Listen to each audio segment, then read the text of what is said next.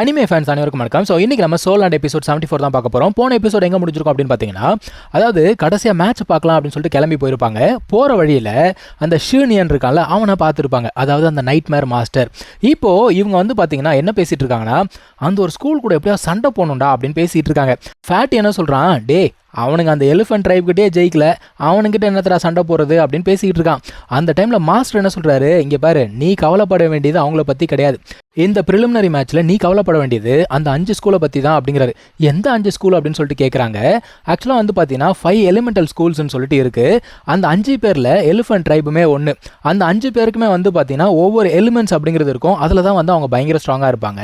அதில் வந்து பார்த்தீங்கன்னா ஒரு ஸ்கூலுக்கு இந்த ப்ளூ லைட்னிங் டீரெக்ஸ் ஃபேமிலி இருக்காங்கல்ல, அவங்க வந்து சப்போர்ட் பண்ணிட்டு இருக்காங்களாம். அதாவது நம்ம மாஸ்டரோட ஃபேமிலி. அதுக்கப்புறமா மற்ற ஸ்கூல்ஸை பற்றி மாஸ்டர் என்ன சொல்கிறாரு, எனக்கு பெருசாக தெரியாது அப்படிங்கிறாரு. இவங்க எல்லாருக்குமே வந்து பார்த்தீங்கன்னா பேக்ரவுண்ட் அப்படிங்கிறது ரொம்ப பெருசு.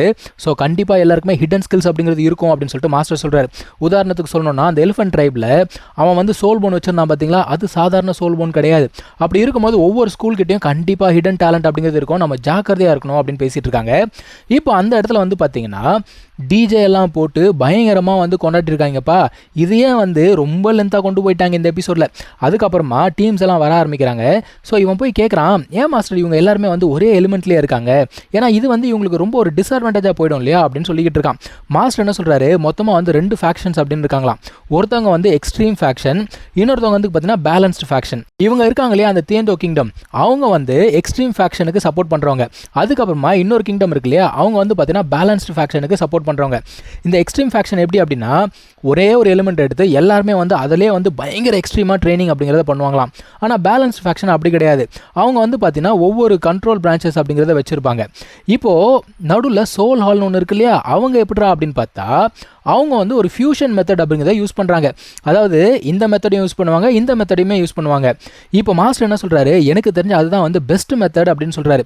அதான் தங்சான் கேட்குறான், அப்போ அதுதான் பெஸ்ட் மெத்தட் அப்படின்னா அவங்க அந்த மெத்தடையை வந்து எல்லாருமே ஃபாலோ பண்ண வைக்கலாம் இல்லையா, ஏன்னா அவங்களுக்கு இருக்க பவருக்கு கண்டிப்பாக அவங்களால வந்து செய்ய வைக்க முடியும், ஏன் அதை அவங்க பண்ணலை அப்படின்னு கேட்குறான். ஆனால் இதில் இருக்க பாலிடிக்ஸ் எல்லாமே இவனுக்கு இப்போ புரியாது. மாஸ்டர் என்ன சொல்கிறான்னா, அதெல்லாம் நீ இப்போ யோசிச்சுட்டு இருக்காத, எப்படி ஸ்ட்ராங் ஆகணும்னு பற்றி மட்டும் யோசி, ஏன்னா உனக்கு மிகப்பெரிய சேலஞ்சாக வரப்போகிறது அந்த ஒரு மார்ஷல் சோல் ஆல் டீம் தான். அவனுங்க நீ நினைக்கிறதோட பயங்கர ஸ்ட்ராங்காக இருப்பானுங்க அப்படின்னு சொல்லிட்டு இருக்காரு. இதெல்லாம் கேட்டோன்னே தங்சான் என்ன முடிவு பண்ணுறான்னா, ஓகே மாஸ்டர், நான் வந்து திரும்ப போகிறேன், அந்த ஹார்ட் செப்பரேஷன் கண்ட்ரோல் வந்து நான் மறுபடியும் ப்ராக்டிஸ் பண்ணணும், இன்னும் எனக்கு பர்ஃபெக்ஷன் அப்படிங்கிறது வரல, நான் போய் ப்ராக்டிஸ் பண்ணுறேன் அப்படின்னு சொல்லிட்டு கிளம்பி போய்கிட்டு இருக்கான்.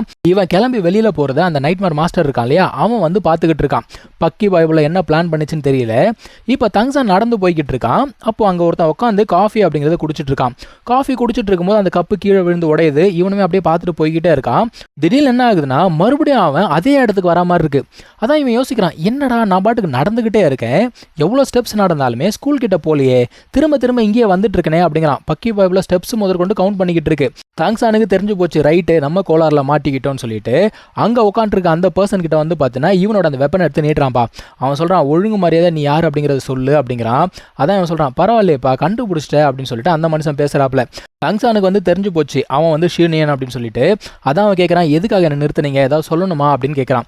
அவனா சொல்கிறான், சொல்லணுமா, உங்ககிட்ட சொல்கிறதுக்கெலாம் நிறுத்தலைப்பா, உன்னை மொத்தமாக காணாமல் போக வைக்கணும் அப்படிங்கிறாப்புல.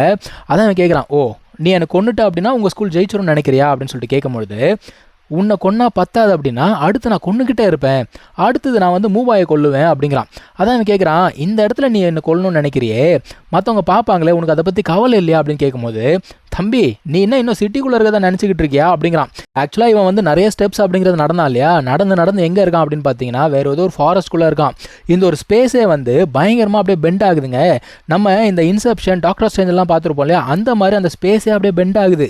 ஸோ தங்சான் என்ன பண்ணுறான்னா அந்த ஒரு பர்சனை அட்டாக் பண்ணுறான். பட் ஆனால் அது அவன் உடம்புக்குள்ளே பூந்து பின்னாடி போய் மரத்தில் குத்துது. அதான் அந்த மனுஷன் சொல்கிறான், தம்பி நீ இருக்கிறது ரியாலிட்டி கிடையாது, இது வந்து நான் உருவாகின ட்ரீம் லேண்ட் அப்படிங்கிறான். இது வந்து ப்ரூட்டல் ட்ரீம் லேண்டான். அவனா சொல்கிறானா, எனக்கு மிகப்பெரிய சந்தோஷம் என்ன தெரியுமா, என்னோட எதிரிகள்லாம் இந்த ஒரு ட்ரீம் லேண்டில் பைத்தியமாக பித்து பிடிச்சி சாகிற வரைக்கும் அலையிறாங்க இல்லையா, அதை பார்க்கறதா எனக்கு சந்தோஷம் அப்படிங்கிறான். என்னடா சிக்ஸ் சைக்கோவா இருக்கிற நீ. இப்போ தங்சானுமே வந்து பார்த்தீங்கன்னா அந்த ஒரு இடத்துல அப்படியே சுற்றிக்கிட்டே இருக்கான். திடீர்னு என்ன பண்ணுறான், அவனோட இந்த ப்ளூ சில்வர் பிளான்ட்டை யூஸ் பண்ணி ஒரு டிஃபென்ஸ் மாதிரி போட்டு உட்காரான். இவன் பார்க்குறான், என்ன தம்பி டிஃபென்ஸ் எல்லாம் யூஸ் பண்ணுறீங்களா, அதெல்லாம் வேலைக்கு ஆகாதுன்னு சொல்லிட்டு அந்த ஒரு ப்ளூ சில்வர் பிளான்ட் சல்லியாக நொறுங்கி போச்சு. அந்த ஷூனியன் இருக்கான்ல, அவனோட 7th சோல் ஸ்கில் வந்து பார்த்தீங்கன்னா நைட்மேர், அதை உடைக்கிறதுலாம் அவ்வளோ ஈஸி இல்லைப்பா அப்படின்னு சொல்லிக்கிட்டு இருக்கான். இப்போ தங்சானுமே பயங்கரமான ஒரு பெயினில் இருக்கான், அப்படியே துடிக்கிறான். அவனுக்கு வந்து பார்த்தீங்கன்னா பயங்கரமான இல்யூஷன்ஸ் எல்லாமே வருது. அந்த இடத்துல ஷாவை யாரோ போட்டு பயங்கரமாக துன்புறுத்துற மாதிரியும் அதை பார்த்து இவன் வந்து பயங்கரமாக கஷ்டப்பட்டு இருக்கான். அதே சமயத்தில் இங்கே ஷாவு இருக்கா இல்லையா, அவளுக்குமே ஏதோ ஒன்று தப்பாக படுது. ஏன்னா இவகிட்ட அந்த ஒரு ஃப்ளவர் இருக்குல்ல, அது வந்து ஒரு மாதிரி பிரைட் ரெட் கலரில் க்ளோ ஆகுது. அந்த மாதிரி க்ளோ ஆச்சு அப்படின்னா ஏதோ ஒன்று தப்பாக இருக்குது அப்படின்னு அர்த்தம். இவன் உடனே என்ன பண்ணுறான்னா, இந்த மாதிரி இல்லை தங்சானுக்கு ஆபத்து அப்படின்னு சொல்லிட்டு ஓட ஆரம்பிக்கிறா. அவளை ஃபாலோ பண்ணிக்கிட்டு எல்லாருமே ஓட ஆரம்பிக்கிறாங்க. இங்கே அந்த மனுஷன் வந்து பார்த்தீங்கன்னா தங்சானை போட்டு வேற லெவலில் குடும்பம் பண்ணிக்கிட்டு இருக்கான். அவனா சொல்கிறான், சே நான் கிராண்ட் சோல் மாஸ்டர் லெவலில் மட்டும் இருந்தேன் அப்படின்னா நீ துடிக்கிற இல்லையா, உன்னோட மார்ஷல் சோல் என்ன துடிக்குது அப்படிங்கிறத நான் பார்த்துருப்பேன் அப்படிங்கிறான். நான் சொன்னேங்க கன்ஃபார்ம் சைக்கோ தான். ஆனால் இவ்வளோ நேரம் துடிச்சிட்டு இருந்தவன் திடீர்னு என்ன பண்ணுறான் தெரியுமா, அவனுடைய அந்த எம்ஆஸ் இன்விடேஷன் இருக்கும் பாருங்க, அதை எடுத்து அட்டாக் பண்ணுறானா. இந்த மனுஷன் அப்படியே பார்க்குறான், டேய் நீ லெவல் 40 தான், எப்படா என்னோட நைட் மேரை நீ பீட் பண்ண, இம்பாசிபிள் அப்படிங்கிறான். அவன் என்ன சொல்கிறான்னா, இம்பாசிபிளா, இந்த உலகத்தில் இம்பாசிபிள் அப்படிங்கிறதுலாம் எதுவுமே கிடையாது, நீ வந்து தோத்து போயிட்ட அப்படிங்கிறான். அவனா சொல்கிறானா, டேய் என்னோட 7th ஸ்கில்லை நீ உடச்சிட்ட அப்படிங்கிறதுக்காக எல்லாம் முடிஞ்சிச்சுலாம் நினைக்காத, எண்டிங் வந்து மாறாது அப்படின்னு சொல்லிட்டு இருக்கான். நீ வந்து என்னோட நைட் மேரை எப்படி பிரேக் பண்ணன்னு சொல்லு, என்னால் முடிஞ்ச வரைக்கும் வலி இல்லாத சாவை நான் உனக்கு தரேன் அப்படிங்கிறான். அதான் தங்சான் என்ன சொல்கிறான், நீ சாகிறதுக்கு முன்னாடி உண்மையை தெரிஞ்சுட்டு செத்துப்போ அப்படின்னு சொல்லிட்டு அவன் ஆக்சுவலாக அங்கே நடந்து வந்தான் பாருங்க. அப்போவே அவனோட பர்பிள் டீமன் ஐயை யூஸ் பண்ணி இங்கே இருக்க நைட் மேரை கண்டுபிடிச்சிட்டான். இருந்தாலுமே தெரியாத மாதிரியே நடிச்சிட்டு இருந்திருக்கான். அதான் அவன் கேட்குறான், சரி அப்பயே கண்டுபிடிச்சல, உன்னோட வெப்பனை யூஸ் பண்ணி நீ அப்பயே தப்பிச்சு போயிருக்கலாம்ல, அந்த கோல்டன் ஆப்பர்ச்சுனிட்டி எதுக்காக மிஸ் பண்ண அப்படிங்கிறான். இவனா சொல்றானா, தப்பிச்சு போறதா, நான் தப்பிச்சு போகணும்லாம் பார்க்கல, கரெக்டான ஆப்பர்ச்சுனிட்டிக்காக வெயிட் பண்ணிட்டு இருந்தேன் அப்படின்றான். என்னடா சொல்ற அப்படின்னா, ஆமா உனக்கும் எனக்கும் இருக்கக்கூடிய கேப் என்னங்கிறதுக்கு நல்லா தெரியும், கரெக்டான ஆப்பர்ச்சுனிட்டிக்காக வெயிட் பண்ணிட்டு இருந்தேன். நீ என்ன நினச்ச, ப்ளூ சில்வர் பிளான்ட்டை யூஸ் பண்ணி என்ன நான் ப்ரொடெக்ட் பண்ணிட்டு நினச்சிட்டு இருந்தியா, கிடையவே கிடையாது.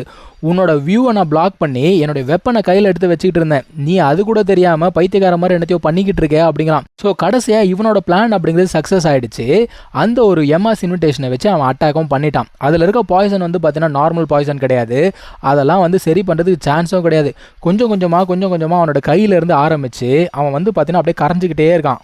இதோட இந்த ஒரு எபிசோட் முடியுதுங்க. நம்ம அடுத்த எபிசோடில் மீட் பண்ணலாம். தேங்க்யூ ஸோ மச் ஃபார் வாட்சிங். Take care. பை.